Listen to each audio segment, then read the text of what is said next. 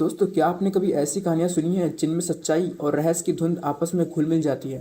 आज मैं आपको एक ऐसी कहानी सुनाने जा रहा हूँ जो आपको हैरान कर देगी। एक गांव की साधारण सी दाई, एक मासूम बच्ची और एक ऐसा राज जो कभी पूरी तरह सुलझ नहीं सका। आयशा हरियाणा के एक छोटे से गांव की जानी मानी दाई थी। उसने अपनी ज़िंदगी में बड़े अजीब और मुश्किल केस देखे थे। वह पेशे से दाई थी और गांव में अक्सर बच्चों की डिलीवरी करवाया करती थी। एक मुस्लिम परिवार से ताल्लुक़ रखने वाली आयशा ने बहुत संघर्ष किया था। जब वह 10वीं कक्षा में थी तो उसने फर्स्ट डिवीज़न से परीक्षा पास की थी, लेकिन परिवार की खराब आर्थिक स्थिति और माँ के कैंसर से निधन के कारण वह आगे की पढ़ाई नहीं कर सकी। अपने पिता को वह पहले ही खो चुकी थी, जो आर्मी में शहीद हो गए थे। आयशा और उसका छोटा भाई अपने गांव में अपनी माँ के बिना बड़े हुए थे। आयशा ने अपनी मेहनत और ईमानदारी से गांव में एक पहचान बनाई थी। वह अब एक नर्स की हेल्पर के रूप में काम करती थी और ज़रूरतमंद औरतों की मदद किया करती थी। उसके जीवन में आए केसों में से एक ऐसा केस था जिसने उसे न केवल चौंका दिया, बल्कि उसकी सोच को भी हिला दिया। ये एक 14 साल की बच्ची का केस था जो बिना किसी मर्द के प्रेग्नेंट हो गई थी। अगस्त का महीना था। एक सुबह जब आयशा फजर की नमाज के लिए उठी तो उसका मोबाइल अचानक से बजने लगा। इतनी सुबह सुबह फ़ोन बजने पर वह चौंक गई। कॉल साजिया की थी, जो बहुत घबराई हुई आवाज़ में बोल रही थी, आयशा बाजी, जल्दी से मेरे घर आ जाओ, मेरी बेटी की तबीयत बहुत ख़राब है। आयशा को फ़ौरन समझ नहीं आया कि इतनी जल्दी क्या हो गया, पर उसने नमाज बाद में पढ़ने का निश्चय किया और साजिया के घर निकल पड़ी।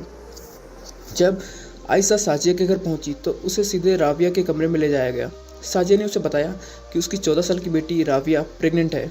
आयशा को यह सुनकर झटका लगा और उसने तुरंत राबिया का चेकअप किया। वह ये यकीन नहीं कर पा रही थी कि राबिया सच में प्रेग्नेंट थी। उसने राबिया से सवाल किया, ये सब कैसे हुआ? क्या किसी ने तुम्हारे साथ ज़बरदस्ती की है? लेकिन राबिया ने जवाब दिया, नहीं, मेरे साथ किसी ने कुछ गलत नहीं किया। मुझे एक सपना आया था जिसमें एक औरत ने बताया था कि मैं माँ बनने वाली हूँ। आयशा हैरान थी। वह समझ नहीं पा रही थी कि ये सब कैसे मुमकिन हो सकता है। साजिया और उसकी माँ भी गहरे सदमे में थे। साजिया रोते हुए कह रही थी, आयशा बाजी, हमने अपनी पूरी ज़िंदगी शराफत में बिताई है, फिर ये सब कैसे हुआ? साजिया ने हाथ जोड़कर आयशा से गुहार लगाई कि वह इस बच्चे से छुटकारा दिला दे। लेकिन आयशा ने साजिया को समझाया कि अब बच्चे को गिराना मुमकिन नहीं है, क्योंकि बच्चा पूरी तरह से विकसित हो चुका था और डिलीवरी का समय नज़दीक था। आयशा ने साजिया और उसकी माँ की हिदायत दी कि वह इस मामले को गुप्त रखे और राबिया को गांव की औरतों से दूर रखे। लेकिन गांव की औरतें बहुत बातूनी होती हैं और राबिया के शरीर में हो रहे बदलाव पर उनकी नज़र पड़ने लगी थी। गांव में अफवाहें उड़ने लगी। आयशा खुद भी उलझन में थी। वह सोचती थी कि क्या सच में बिना मर्द के कोई औरत गर्भवती हो सकती है? राबिया की मासूमियत और उसकी बातों ने उसे भ्रमित कर दिया था। कुछ हफ्तों बाद एक रात आयशा की नींद फिर से एक कॉल से टूटी। साजिया ने फ़ोन किया और घबराई आवाज़ में कहा, आयशा बाजी, राबिया की तबीयत बहुत ख़राब है, वह दर्द से तड़प रही है। आयशा फ़ौरन साजिया के घर पहुंची। जब उसने राबिया को चेकअप किया तो उसने समझ में नहीं आया कि अब बच्चे के जन्म के समय आ गया है। राबिया का मामला गंभीर था और उसकी उम्र और उसकी तबीयत को देखते हुए उसे अस्पताल ले जाना जरूरी था। आयशा ने अपने पति को बुलाया, जो वैन चलाते थे। राबिया को जल्द से जल्द अस्पताल ले जाया गया। वहाँ डॉक्टर्स ने तुरंत डिलीवरी की तैयारी शुरू की। आयशा का दिल तेजी से धड़क रहा था।